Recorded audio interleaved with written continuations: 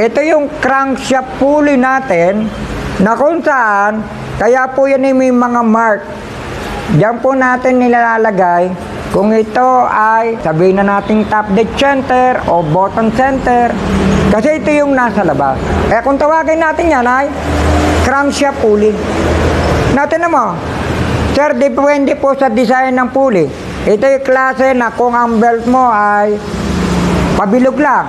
May klase naman ng belt na palapad. Oh, like this.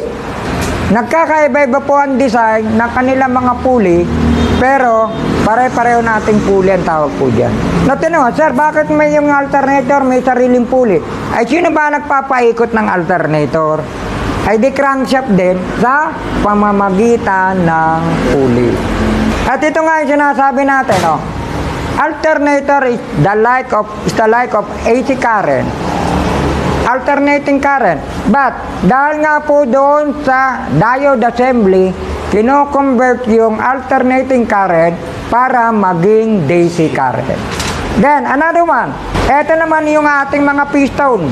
Dito po nagkakatalo kung bakit lumalaki din o lumalakas ang makina, depende po sa sukat ng ating mga piston. At tinan mo, sir, itong 16 valve natin na BIOS 1.3, pero meron ding 1.5, pero pareho lang ang laki ng makina. Dito po nagkakatalo sa ating mga piston or piston displacement.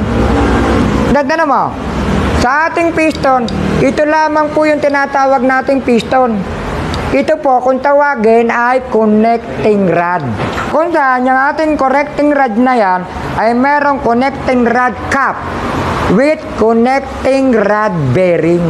So, pag sinabi pong piston, ito lang yon. Kaya, pero pag sinabing piston assembly, ay kasama na po yung connecting rod and connecting rod cap o piston cap. Pare-pareho ang tawag niya. But, hindi po mawawala dyan ang bearing. Dahil nga po yan ay pure metal natin yung crankshaft natin yan.